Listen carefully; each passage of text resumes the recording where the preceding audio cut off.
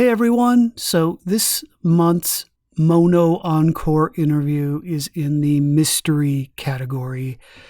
We've covered quite a few historical mysteries on this show, and this is one of my absolute favorites. Don't let the length scare you. It's one of the craziest historical whodunits, in my opinion, in the history of American true crime. That is, if a crime even took place. That is debated. This story is wildly confounding, incredibly tragic.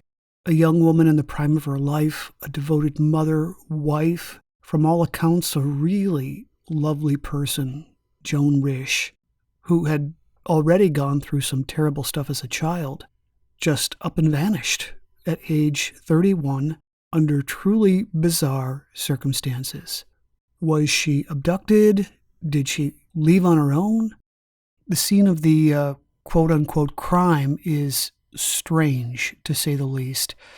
Lots of blood, the odd positioning of a telephone receiver, a trash can in the middle of the floor, a coat hanger on her car, a mysterious car seen pulling out of her driveway, alleged sightings of her walking in a confused state along the road after leaving or after having been taken from her home. My guest, Stephen Ahern, was incredibly generous with his time and knowledge, and he knows the case inside and out and shares in detail the various theories that have long circulated about her disappearance. I hadn't listened to this in a while, and I really enjoyed revisiting it. I think about this case occasionally, always with great empathy for the children of Joan and her husband, Martin, and for her, of course, especially. I really, really love this interview, and I am tickled to recommend it. Let's begin.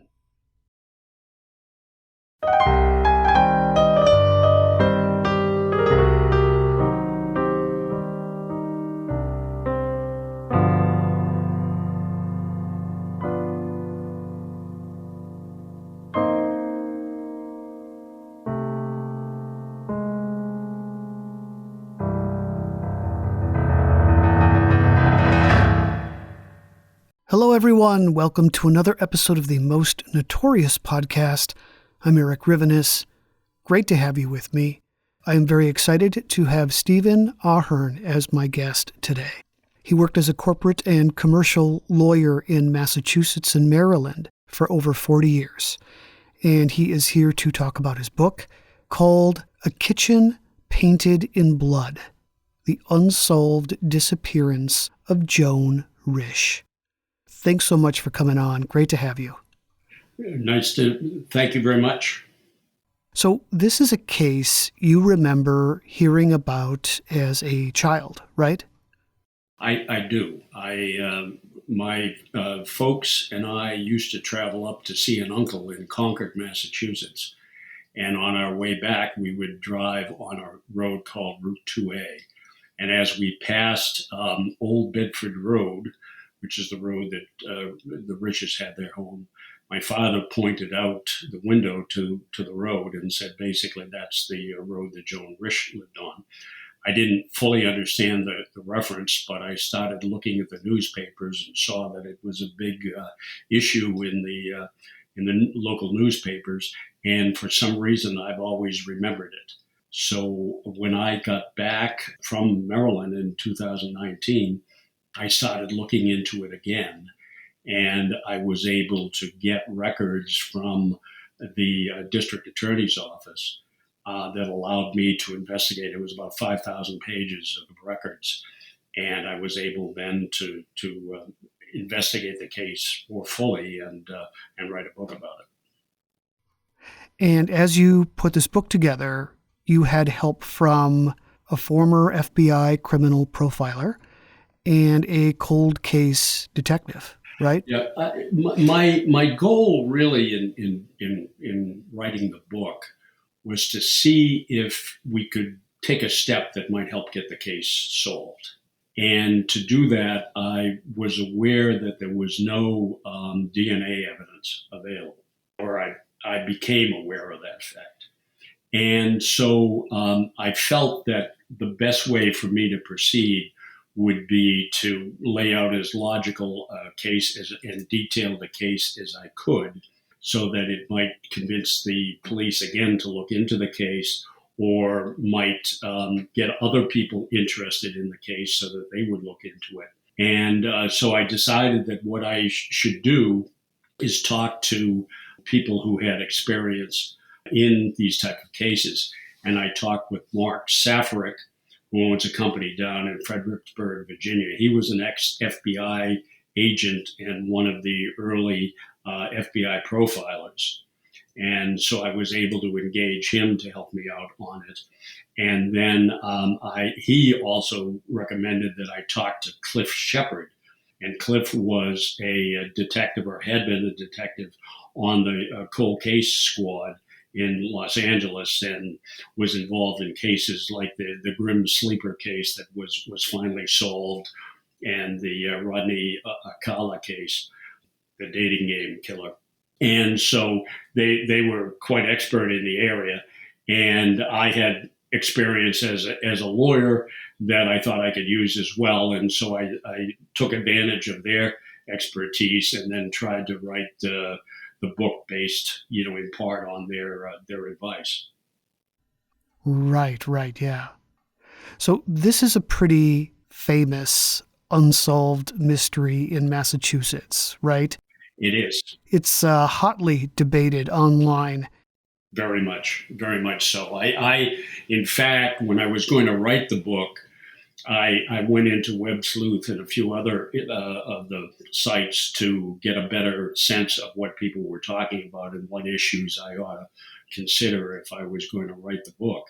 And yes, it is. Almost it's a case that is very open in the sense that it is very hard to preclude any possible scenario that may have happened that day. There have been people who have thrown out a possible botched abortion. It's also been very popular, kind of a Gone Girl scenario where Joan left on her own accord. Then there have been people who thought that perhaps she had injured herself and had some form of memory loss or inability to function normally, and that she had been found wandering around as a result of that. So and then there's the possibility that she was violently kidnapped from her home. So there's all sorts of different possibilities. There are 3 sightings of her along various highways in the area that don't seem to fit in very well with the time frame that people believe was the time when she was kidnapped. And so it's a complicated case to work out. Yeah, absolutely. So maybe the best place to start would be by talking about Joan Risch, if you don't Right. mind. She was born in Brooklyn, New York, back in 1930, and she had a fairly normal childhood until about 1938. Her parents were Harold Bard and Josephine Amer. And Harold worked for an industrial company, and they lived in Brooklyn, and then he was transferred out to Chicago. He went out there. And then at some point, the company he was with went into bankruptcy, and the family moved back to Mountain Lakes, New Jersey. And at that point, Joan was in, I think, the second grade. And she was at her grandmother's home in Brooklyn in February of 1939. And her parents were at home in their apartment. And the apartment essentially was the second and third floor of a building near the center of Mountain Lakes, New Jersey. And a fire started early in the morning, about 1:30 in the morning, and people attempted to save the Bards, but were unable to do it because of the heat of the fire there. They called for the fire department. The fire department was able to put the fire out, but Unfortunately, both of Joan's parents died, and Joan was only 8 years old at the time. There were stories, for example, that the pet dog of the family had been found put to sleep and buried in a blanket in the basement of the apartment of the building before the fire started. But I went back to the library at Mountain Lakes, and they were able to show me a fire department report that was done in 1939 that basically showed that the fire had started because of a defective lamp cord, and that the dog had been up in the third floor in the bedroom where Joan normally was. And basically, the third and second floors had collapsed, and the dog had wound up, in the basement as a result of the crash. But the dog had died as a result of the fire. So a lot of the theories that kind of came out of that seemed to be dispelled by the fire marshal's report. But in any event, Joan was left at that point with both of her parents gone. She had no other siblings, and she essentially was adopted by her mother's sister, so her maternal aunt. And her name was Alice Nattrass. And she was married to a man by the name of Frank Elmer Nattrass. And they had 3 children at the time. There were 3 boys. Joan had been born in 1930. The oldest boy, Peter, was born in 1933. The next boy, Ben, was born in 1934. And then they had the youngest son was David, who was born in 1936. So Joan basically had to integrate into the new family and be in a new school, basically. But she seemed to have done well in school. As far as I can tell, she was a good student. She was somewhat nervous, jumpy. She was somewhat a loner in the sense that she didn't actively mix with people, but she was friendly, had a good sense of humor, and graduated eventually from high school with honors. Now, during this time, there were also some allegations that the stepfather, Frank Nattrass, may have abused her in some way, but it's never been entirely clear what was involved in that kind of umbrella term abuse. And so there weren't very many specifics, but it was part of a situation where there was a lot of trauma basically in her life up to the time that she left to go to college in 1948. And in 1948, she began attending Wilson College. She lived at the college. She seemed to be doing very well there. I think she became class vice president, if I recall correctly, and she was an officer in the international club that the school had. She wrote poems and articles for the school newspaper, and I think she had a lot of friends, and she basically began to blossom in college. And she graduated in 1952.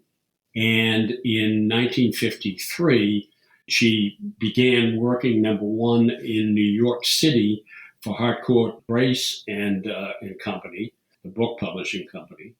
And at the same time, she also met her future husband, Martin Risch, at a Harvard football game. She basically traveled with a friend from New York to Cambridge to see a football game, met Martin there, and commented to an aunt that she thought he was the boy she would wind up marrying.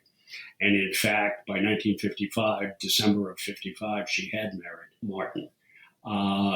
They basically moved to an apartment in Brooklyn Heights in New York. They were very well liked by the landlord and other tenants there. And while they were there, they had their first child, which was Lillian, a girl. And in 1960, Martin was offered a job as vice president of market development for a company called Fitchburg Paper Company in Fitchburg, Massachusetts. And also, what I've left out an important piece is in 1959, their second child, David, was born. And then in April of 1961, they basically moved to Lincoln, Massachusetts, and the road that they were on, Old Bedford Road, was an old road that had been developed starting after World War II. But once you moved up the road a bit, you wound up into a historical area where the British, during the Battle of Lexington and Concord, had been retreating from Concord to Lexington, and battles were fought right up in the area about a half a mile from Joan Risch's home. So basically, it was a historical area, and in 1959, the federal government had enacted a law laying out a historical park, which is now there. It's the Minuteman National Historical Park. And the Old Bedford Road was actually within the perimeter of that national park. So Joan basically stayed home with the kids. I think her plan eventually was to become a teacher, probably after maybe David was in junior high or something like that. She would start teaching, but she was basically a mother.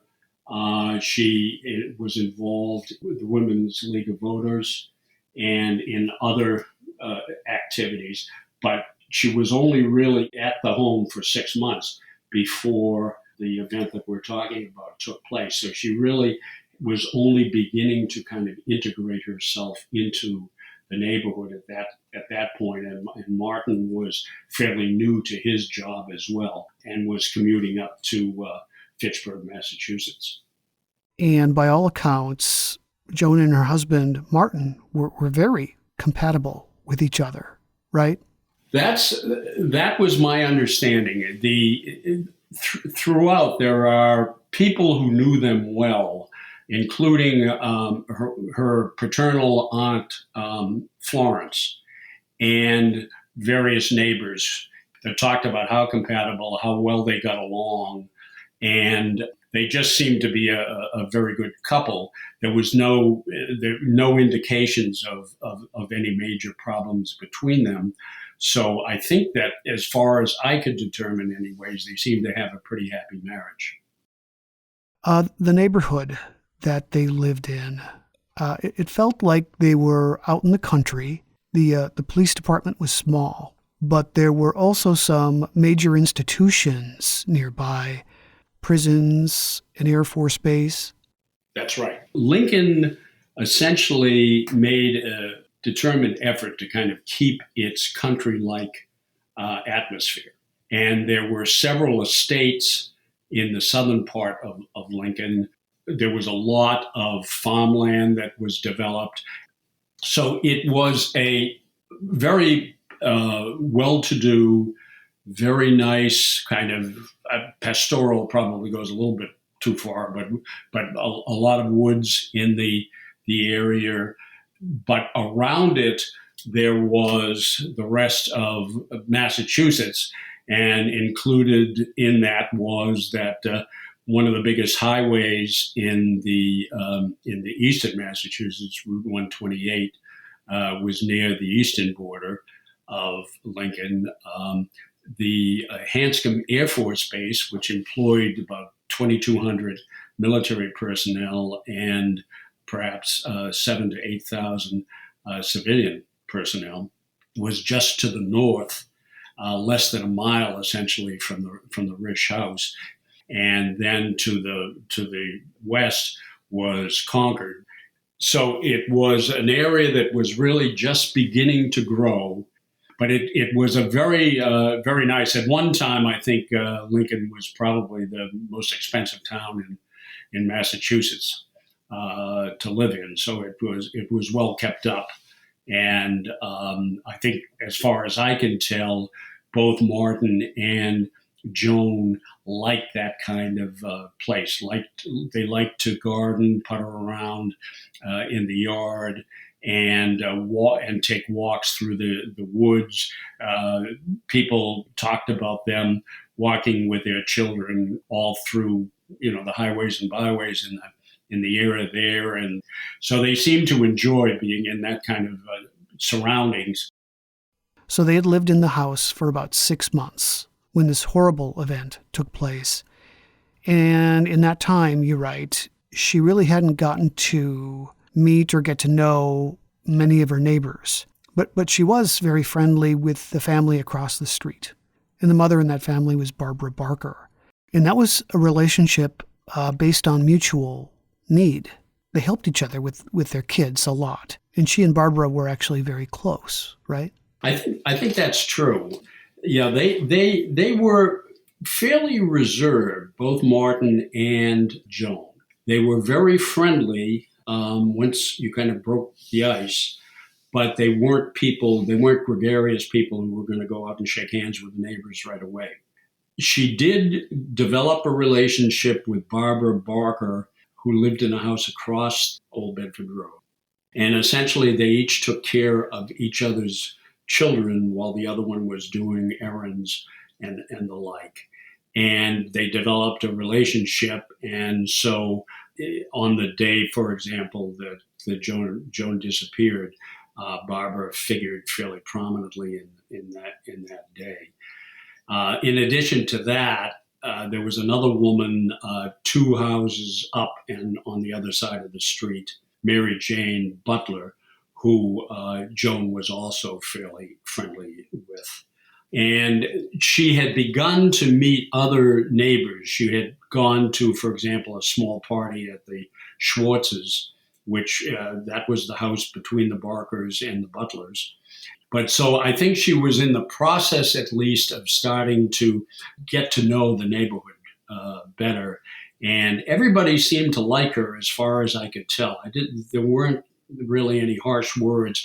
I mean, basically, the most negative thing that was said was that she was somewhat reserved and that it would take a long time to really get to know her. So she didn't volunteer a whole lot of information. And we will be right back. And we have returned.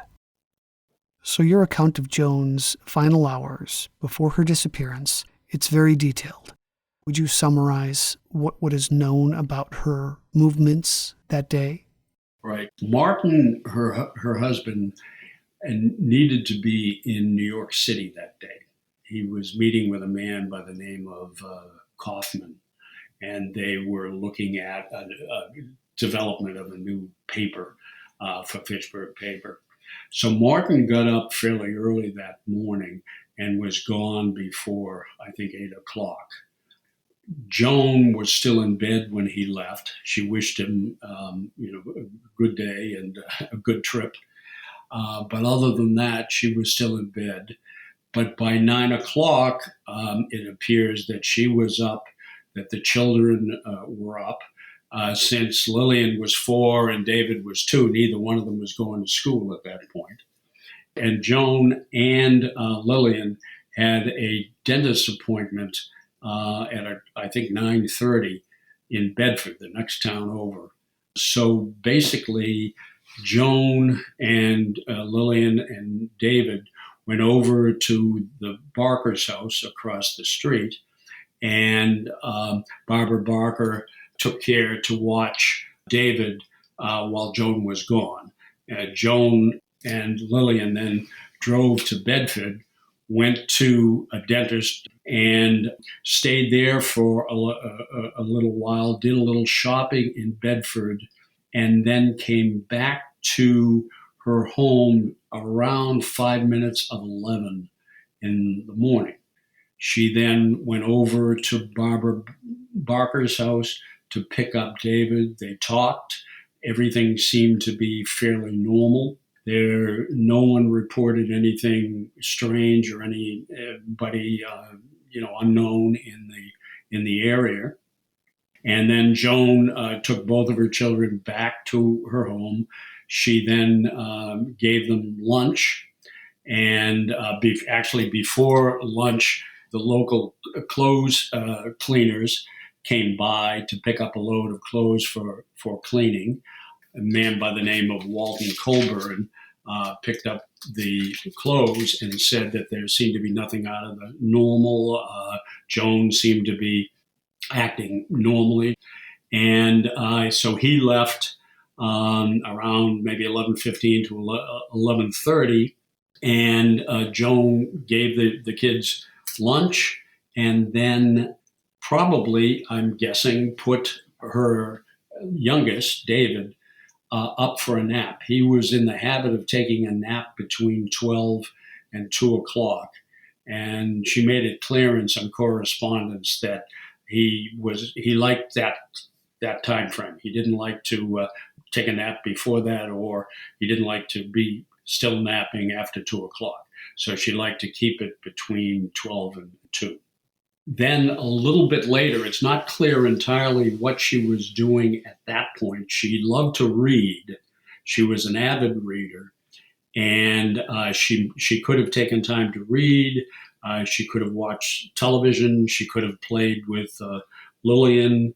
But at about 1:20, as was their usual course, Douglas Barker, who was 4 years old, came over to the Risch house to play. And Barbara didn't walk him over. She watched him through the window as he walked across the street, which contrasts with Joan, who never let her children cross the street alone. In fact, the story was that if anything, Joan was overprotective of her children and always worried about how they were doing.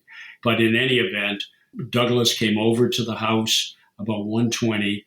It appears that Joan may have been both inside and outside of the house, possibly mowing the lawn or trimming hedges or the like. She liked to, as I mentioned before, garden.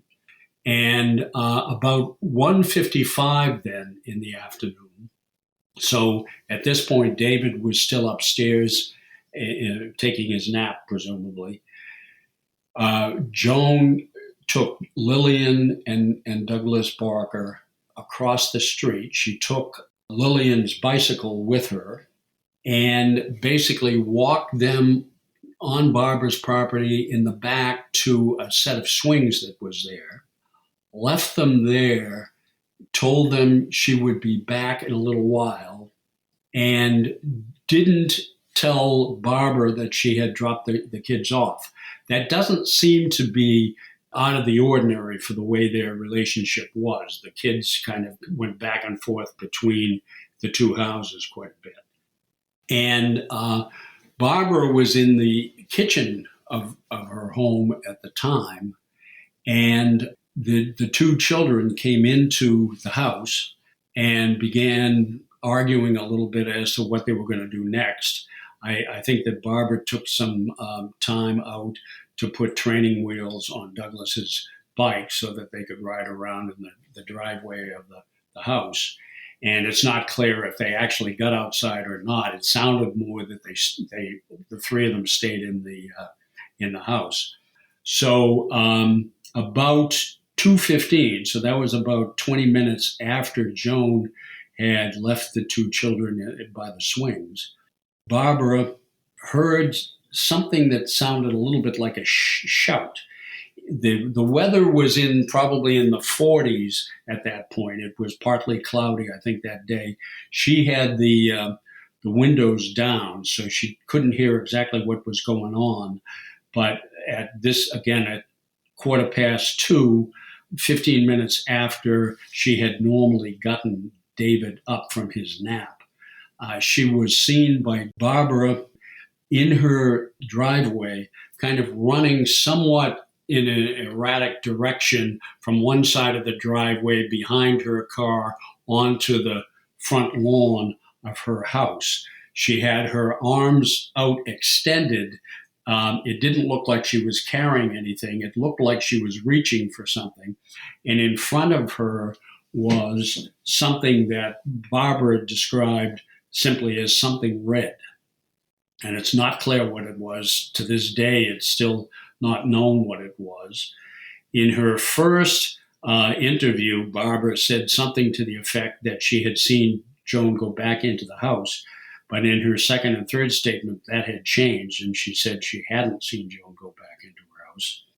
It appears, however, that Joan, at the time when she was seen by Barbara, was wearing a trench coat.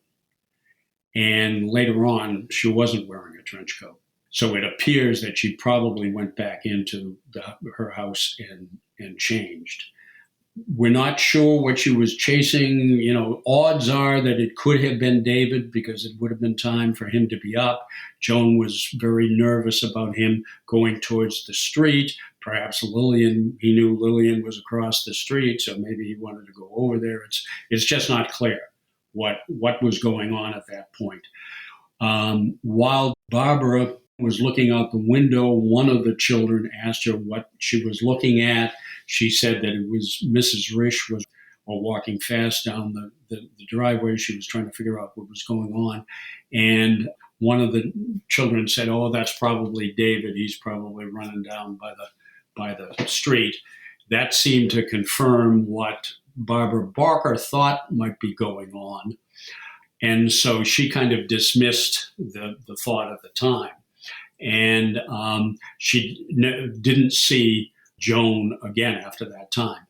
As far as I can tell, at that point, Joan's car had been parked about in the driveway of the Risch house, about 20 feet down from their garage. And it had stayed in the same position after she had gone back and forth to the Barker house after the dentist appointment. And Barbara didn't seem to think that there was anybody else on any other car in the driveway at that point.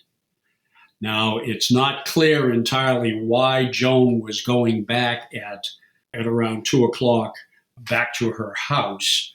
There's, again, a lot of speculation on that as to what was going on. I suspect, trying to take the simplest answer, that she probably was going back to get David, was going to maybe wash him up or do something else so that she wouldn't be able to watch Lillian and Douglas, who were out in the front yard. So she decided what she would do is bring them over to the Barker house and then attend to David and then go back and pick the two children up and bring them back to her house. That's my guess at this point as to what might have been going on. The only other point I would say is that Lillian was asked whether she saw anything strange at the time when she walked with her mother and Douglas over to the Barker house, and she said that she didn't notice anything on the street that was strange, and seemed to indicate that there was no car in the driveway besides her mother's. But of course, she was only 4 years old at the time. And at that point, the story kind of becomes very murky. So it's about 2:15 in the afternoon. Joan is back at the house. She's gone down, made this little walk down the driveway, apparently gone back into her house. David is with her. I'm guessing David may have been awake, but it's not entirely clear. He could have still been napping upstairs. And that's essentially the way the situation had developed to that point. Barbara Barker was still in her house.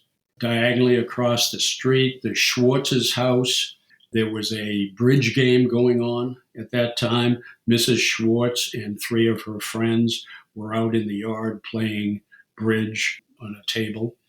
And next to them, Mary Jane Butler was at her house.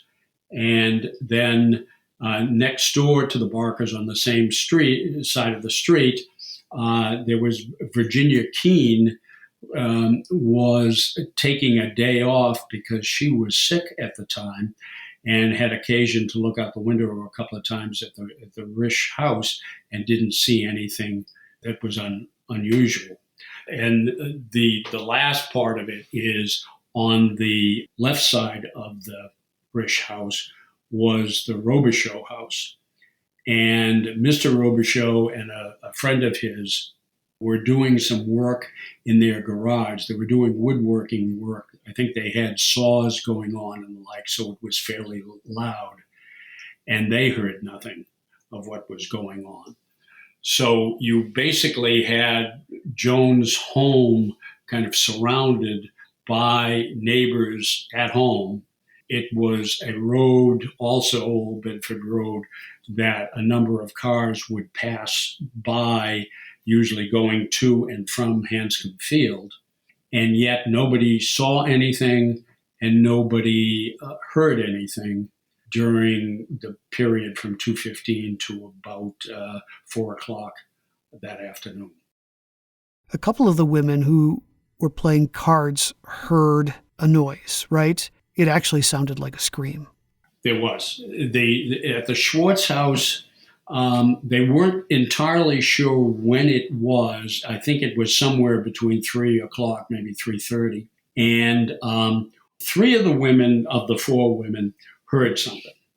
And one woman thought it sounded like a scream, more of a scream of pain as opposed to a scream from fear, although I'm not sure how you dissect the two from a distance. The Mrs. Schwartz, I think, thought that it might have been children playing, and another of the guests felt that it was a cat making noise. So it was unclear what it was.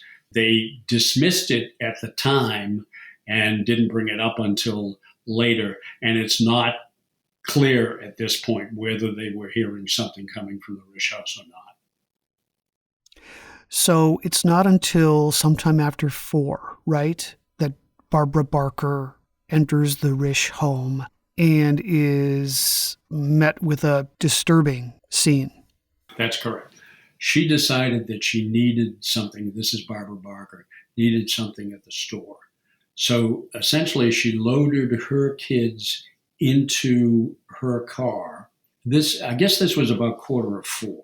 And she drove to a market in Concord to pick up some food. She was only gone for about 15 or 20 minutes. Before she drove off with her children, she brought Lillian up to the front lawn of the Risch house across the street from Barbara's. And because Joan's car was parked in the driveway, she didn't think that she needed to walk up to the Risch house and bring Lillian up there. So she left Lillian in the yard. I think all of this gives you some indication of the confidence that people had at the time, the lack of violence that they were going to face in a town like Lincoln. In fact, many of the houses went unlocked, including Joan's house, fairly regularly, including sometimes people would go away for the weekend and leave their houses unlocked. So there was not a whole lot of fear of the outside coming into Lincoln. So she left Lillian in the front yard, went off to do her errands, came back about 4:15, went into her house, brought the groceries, all the kids back, and made a phone call.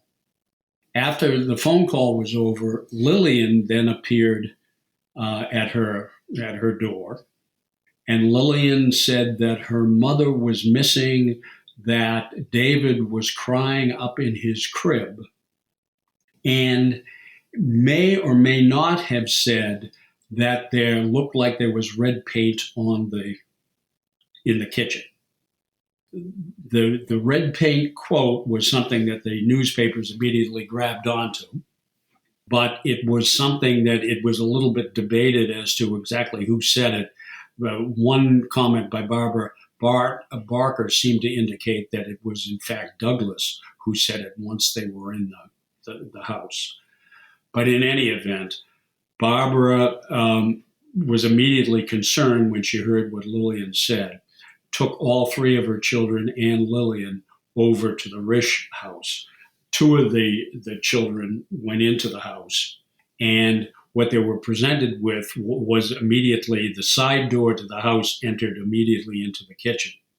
And in the kitchen, there was a swath of blood that covered in an arc from an area near a hallway through to the middle of the kitchen. There was also a phone, the receiver of which had been ripped off. There was a table kind of thrown into the hallway that led from the kitchen into the living room area and to the stairs that went upstairs to the second floor. And there was art paper and books and the like scattered over the floor in the kitchen, most probably from they had been on the table, which had normally sat under the telephone. And it looks like the table had been moved quickly, and all of the stuff that was on the table had get strewn around the kitchen. And the blood stains were particularly heavy around the phone area. They were both on the wall and on the floor.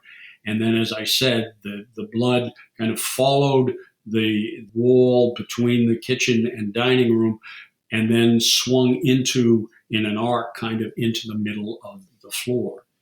In addition to that, there was a basket, a wastepaper basket, sitting in the middle of the floor that had all sorts of odds and ends in it. It had whiskey bottles, beer cans, baby food, all sorts of different items. That was simply sitting in the middle of the floor. There was no blood immediately around it. And most interestingly, the phone receiver that had been torn off the phone in the corner of the kitchen had been placed very gingerly on the lip of the wastebasket. So somebody had intentionally left it there. Later on, you could note smudges in the blood to a degree, and later on, it was determined that somebody had made an effort maybe to try to clean up some of the blood. So this was shocking to Barbara and the kids. And understand that Lillian, after she had been left off by Barbara back around 3:45, had actually been in the house for about a half an hour with her brother upstairs crying in his crib before she had come across to find Barbara across the street. So it was, I would think, a pretty frightening scene for anyone. Lillian probably at 4 didn't fully comprehend what was going on, but Barbara certainly was nervous. They basically tried not to disturb anything in the kitchen, but immediately went upstairs to get David out of his crib. And David wasn't wearing anything red. He was in his diapers, what he normally wore when he went to his nap. He was wet, because he had been there for a while. It was not clear whether he had been in the crib since 12 o'clock or whether Joan had taken him out around 2 o'clock like she normally did and then wound up putting him back for whatever reason. So that is unclear. There were also some blood stains, a few blood drops in various areas, which I can get into later if you want, in the house. And Barbara immediately got everybody out of the house as fast as they could. Interestingly, she went across the street and then called Mary Jane Butler to find out possibly if Joan was at her house. She wasn't. But Barbara and Mary Jane decided that they would take another sweep through the house. So the two women alone went back into the house together, looked around. I think that they may have moved the table. They looked quickly at the basket and maybe moved one or two things there. So it's clear that the crime scene was not uncontaminated. But basically, they made an effort not to disturb much in the house. They checked through the house, finally went down into the cellar to see if Joan might be there, didn't find her there. And then basically Mary Jane was spooked by that time. She got out of the house at that point and looked around in the yard while Barbara finished looking around in the house. And then Barbara came out, and both of them then went back to their respective houses, well shaken at that point. Barbara called the police. The call came in around just a little after 4:30 in the afternoon. And Mary Jane went to her house to call Fitchburg paper to get in touch with Martin, not realizing that Martin was traveling that day. And that's essentially what's, as best you can piece together, happened between 2:15 and about 4:30. So for some of the first people on the scene, there was a belief that an accident had happened and Joan was wounded and somewhere probably on or near the premises, right? Well, the impressions of the scene changed over time. Initially, they weren't sure exactly what they had. They knew that it couldn't be a suicide because she was not there at the scene. And the blood staining on the floor was alarming. You see pictures that I have in the book, they're black and white, but you still get a sense of how much blood there was shocking. And so I think the initial thought may have turned to the fact that it was foul play. I know that. Well, let me go through it just a little bit. Essentially, when the call came into the Lincoln police station, a officer by the name of Mike McHugh had just come off of kind of watching an electric utility crew for the day, and was just kind of checking in before he went home. And the normal operator on the line was on the line at the time, so couldn't take the call, and asked Mike McHugh if he would take the call. So Mike did, and basically he got the story that of what was going on from Barbara Barker. He then got in his car and immediately drove up to the Risch home, which took him probably 5 minutes or so, not very long. And he got there, found the two women being Barbara Barker and Mary Jane Butler, looked quickly through the Joan's car, and then walked into the kitchen, and then basically saw the same scene that Barbara had seen. So he then walked through the house, couldn't find anything more. Most of the evidence seemed to be in the kitchen, although there were blood drops at various points, both upstairs and on the stairs, and a little bit outside the house. He then walked around the perimeter of the home to see if he could find Joan. Basically, they had an acre lot, and most of the acreage was in the woods. And rather than trying to take on also searching through the woods, he decided that the best thing to do would be to call for help from the Lincoln police. So he called, and within 15 minutes of his arrival, the police chief, Leo Algio, and the deputy police chief, Daniel McGinnis, arrived at the scene.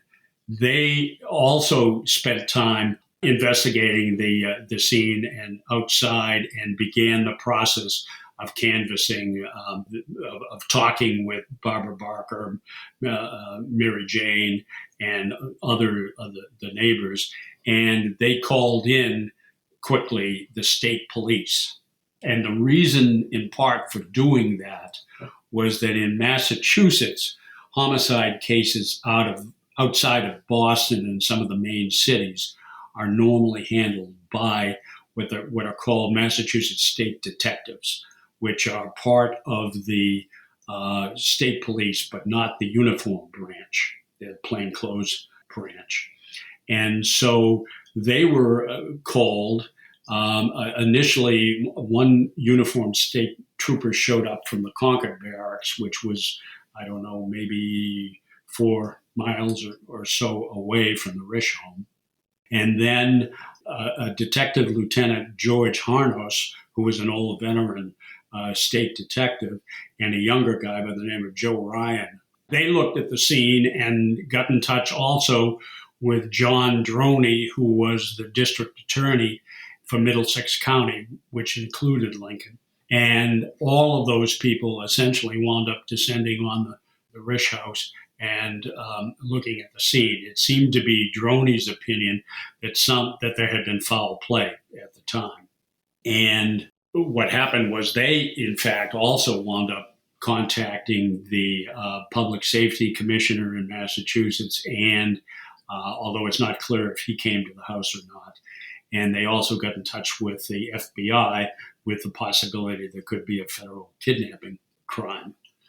And essentially then they brought in one of the chemists from the laboratory at the Massachusetts State Police headquarters, came out, a guy by the name of Frank Bianco, and also a photographer by the name of Daniel Desmond. He was a sergeant in the state police, came out. The detectives all exited the scene, and the forensic people then took 2 or 3 hours going through the house, taking pictures and looking for fingerprints. And there were a number of fingerprints that were found, but again, it's a little unclear, if the site could have been contaminated by the people that had been coming through already. But nevertheless, in the end, they were able to identify 2 fingerprints and a palm print that they couldn't associate with anybody else who had been in the house. They took prints from the police that had been in the house, from the neighbors that had been in the house, and from anybody who could have visited during the 6 months, so that they could basically eliminate them as potential suspects. And to get to your point, the initial reaction from the chemist, Frank Bianco, and his boss, was that despite appearances, there was only a half pint of blood that was scattered all throughout the room, which was through the kitchen, which was not inconsistent with a hemorrhaging or some other physical injury, for example, or medical problem, and that there was no clear evidence beyond, what I've talked about, the phone being ripped from the phone box, the wall phone, and the table being thrown. There was no clear evidence of a struggle in the house. And as a result of that, they started to move to the position, well, maybe we can't rule out that this could have been a physical injury or some other problem that occurred in the house. And so they started looking in that direction. And basically throughout the investigation, they moved back and forth from one possibility to another as the cause of the problem. The FBI decided that they couldn't take jurisdiction because it was not clear if Joan had in fact been kidnapped. So they provided help to the state police, and the Lincoln police continued in the investigation. They were integral in the investigation as well.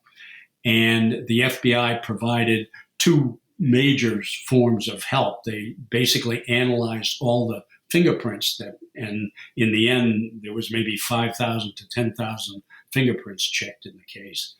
And they also interviewed a number of witnesses outside of Massachusetts.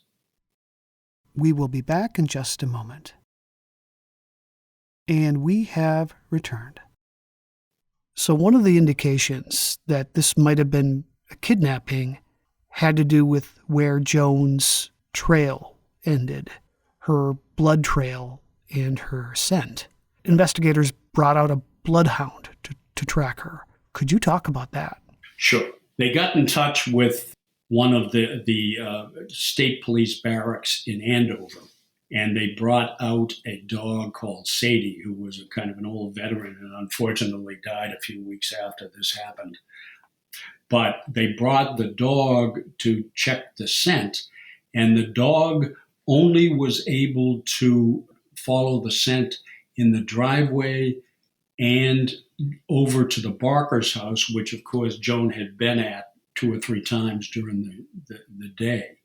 The dog did not go down Old Bedford Road in any direction, did not go down to 2A, which Old Bedford Road opened up into, and didn't go into the woods. So it appeared that the only blood that had been found was the blood that was in the kitchen, the drops that were in various places in other parts of the house, and some blood that was on Joan's car. And so basically they weren't able to trace any blood. If Joan, for example, had stumbled out of the house and had been injured, it seemed likely that the blood stains might continue, or certainly her scent would have continued down the street. Now, it's unclear why Joan wouldn't have, for example, if she had hurt herself, either picked up the phone and called a neighbor or an ambulance or something, or have gone right across the street to the Barker's house or one of the other houses right next door. So at that point, you have to kind of introduce a situation where there may be some form of amnesia or some other thing going on that would cause her to kind of walk in a daze, which is not impossible, but seemed to be inconsistent with some of the other evidence that they found later in the day. So basically, the evidence couldn't rule out an accident, but it seemed less likely that there was an accident. And also, all of the blood was on the side of the kitchen, where away from where the sink and all of the appliances, the stove, the refrigerator, the kitchen table, and all of that was. It was basically pretty much a blank wall, with the exception of, I think there was a kind of a step stool or a chair on the wall. But that was about all that was over on that side of the kitchen. And there wasn't any major blood leading into the kitchen to indicate that maybe she had been injured someplace outside and had come into the kitchen and then fallen, for example. In addition to that, you then have the question of, okay, what about the fingerprints? Why was there third-party fingerprints in the house? And why there would have been an effort to try to clean up if somebody had been physically injured or whatever had happened. Why was somebody spending time trying to clean up? And there's also the question of why would the phone be pulled away from the wall box? So it's possible that there could be a medical or physical accident that took place.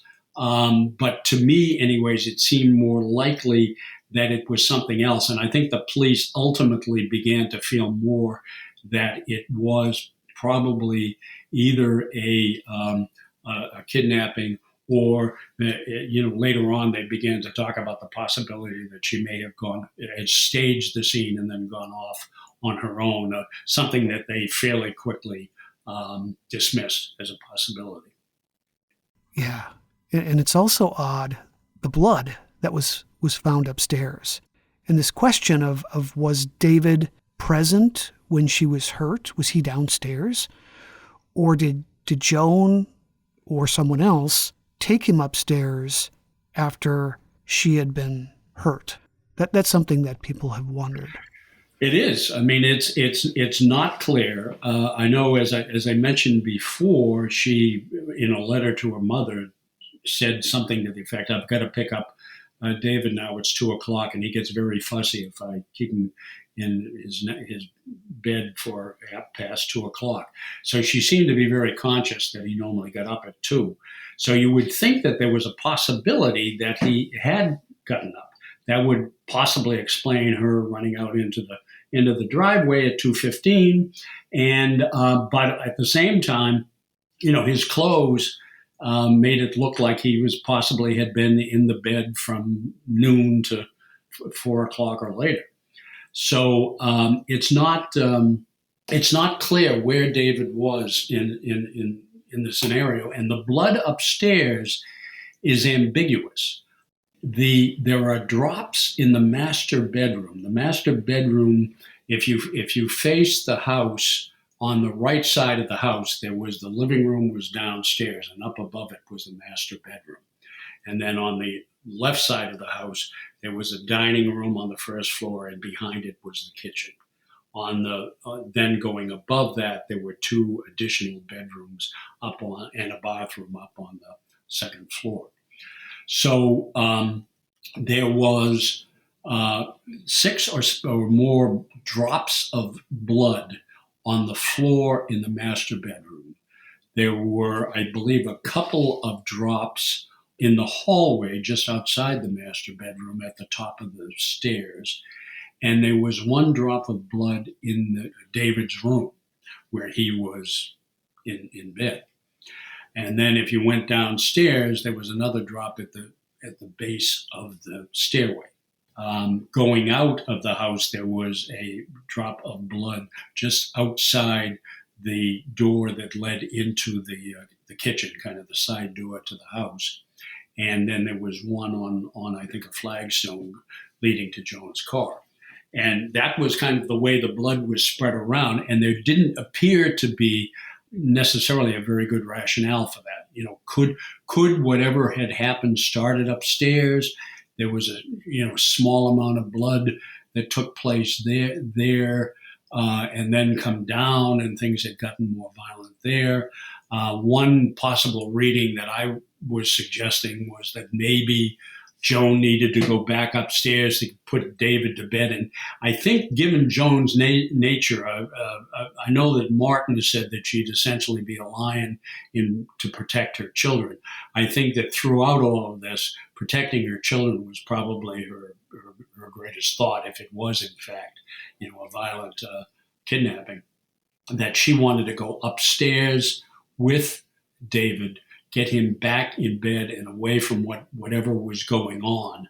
And there could have been residual blood, something on clothing, a bloody nose. It could have even been something off the perpetrator that left those blood stains. But there's no clear picture of what happened. My conjecture is that possibly the initial event took place near the phone, that she then took the opportunity to go upstairs to put David to bed under being supervised by whoever it was that was committing the crime.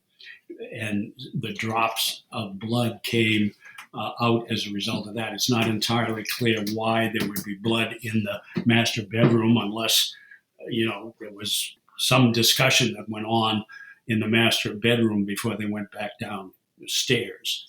But the main source of the blood was, again, on what would be on the part of the kitchen that faced in towards the middle of the house. And that seemed to be and there was very little evidence of any other violence that had taken place in other parts of the house. There was no evidence of theft that had taken place in the house. Joan, who had been wearing a kind of a raincoat or trench coat out at 2:15 when she was seen by Barbara Barker out in the driveway, basically had put that jacket back into the closet. And what was missing was a gray kind of nice top coat that apparently she left the house wearing. So again, the circumstances, the evidence can lead into any number of reasonable conclusions that people can have. My attempt was to try to sort it all out on the basis of what was the, kind of the simplest and most reasonable explanation of what may have happened, and essentially that's what I was trying to do in the book.